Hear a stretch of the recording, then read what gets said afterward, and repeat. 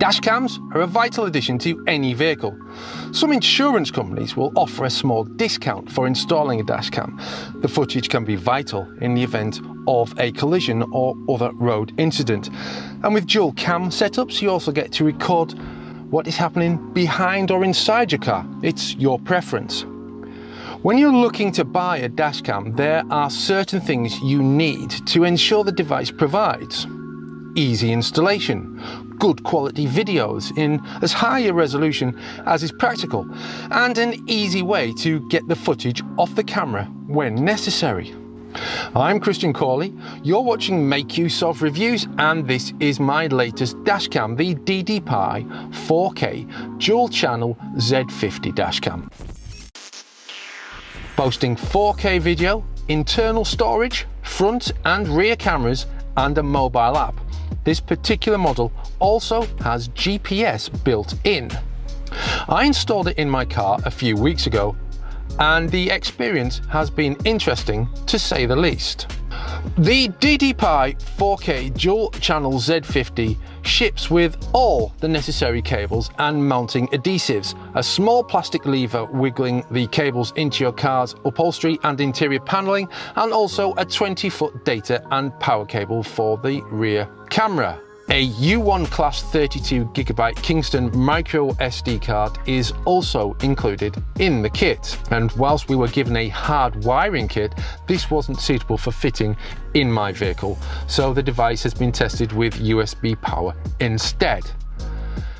But there is a key omission from the kit: adhesive hooks to guide the cables around the windshield. The main camera in the DDPai 4K Dual-Channel Z50 is attached to the front windshield and has a driver-facing 2.3-inch display with 4 buttons, 2 data and power inputs, and a TF slot for micro SD cards up to 128GB. It has 2.4 GHz Wi-Fi for ad hoc connections with the mobile app, more on that later, and a built-in 3-axis gyro sensor for detecting sudden maneuvers and impacts. The front camera can record in HD, 2K and 4K modes. Meanwhile, the rear camera is more modest and has a maximum 1080p resolution.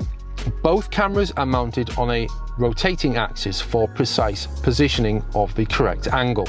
Installing a dashcam can be tricky, and it is always worth measuring the cable out and connecting everything up before attaching the cameras and running the cables through the car. My current vehicle offers a more difficult wire hiding challenge than previous cars I've owned, and your mileage will certainly vary here, as, well, every car is pretty much different. In all, I spent around 30 minutes fitting the DDPai Z50, routing cables through the metal chassis itself alongside power cables for the car's rear lights. Even with the adhesive hooks, however, keeping the cables out of view was an issue for the front windshield, even when placed in the recommended position near the rear view mirror. Why?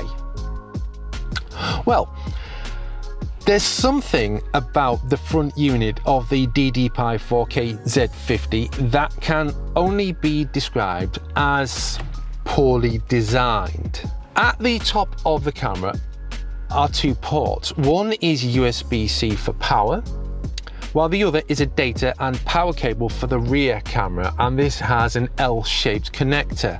Unfortunately, the ports are too close together, so when both cameras are connected, the cabling into the top looks a bit untidy. Now, other dual camera dashcams I've used employed a Y-shaped cable, enabling connection of the rear camera to the front camera's cabling out of sight in the car's upholstery somewhere, and requiring a single port on the camera. It's not a huge problem that this camera doesn't offer something similar, but it is perhaps an indication of something not quite right with the concept of the DDPai 4K Dual-Channel Z50 Dashcam. Now, you will recall that I mentioned the front camera has 4 buttons, and these are largely useless, offering just a small number of menu options, including system reset. While the display on the front camera offers a useful horizon alignment, you won't need to interact with the display that much. You can check the rear view, but at 2.3 inches and at this distance, the display is so small you probably won't bother. And this isn't a huge issue in itself. A dashcam, after all, should be largely anonymous, much like a car's automatic headlights and ABS, running autonomously, so it can be called upon if needed. All it needs is a good mobile app for footage management.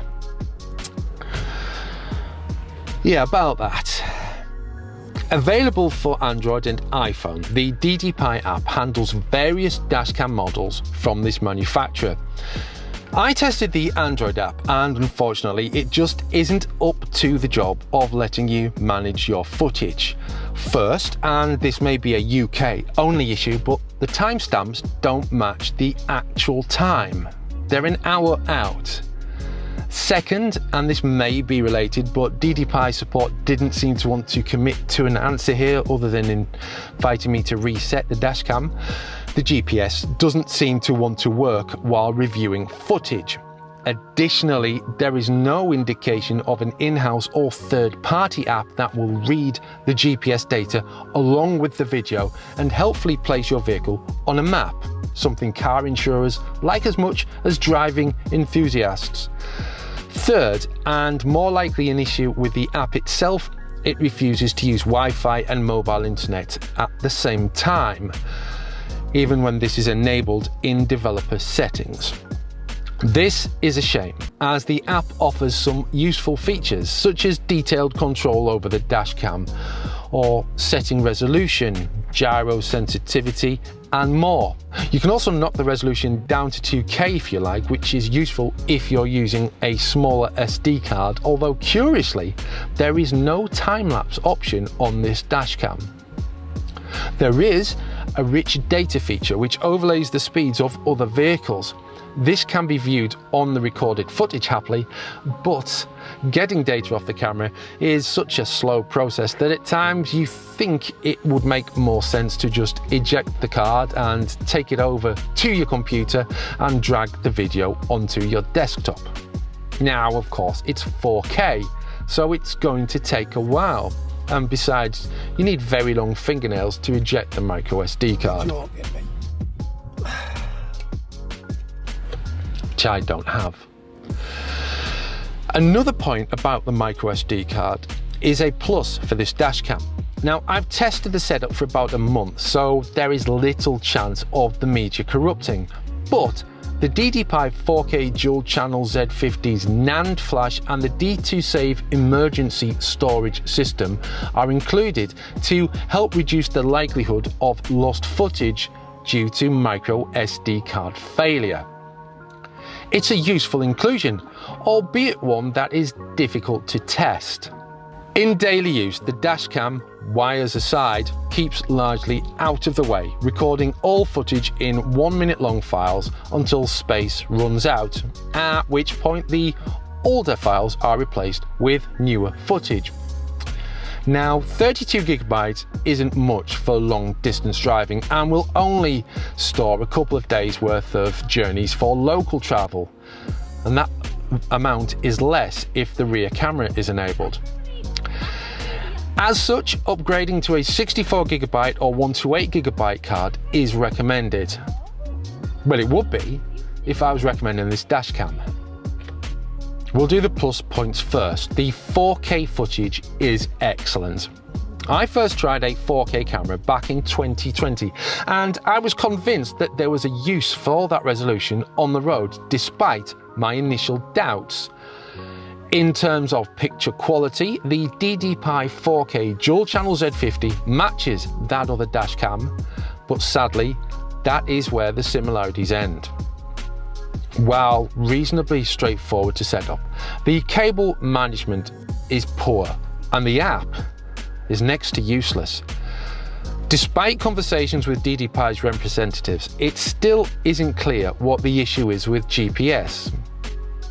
All in all, the DDPai 4K Dual-Channel Z50 is a dashcam with great quality footage, Some good in-app options, but little else to recommend. Enjoy this video? Subscribe to the Make Use of YouTube channel for more reviews, tips, tricks and giveaways.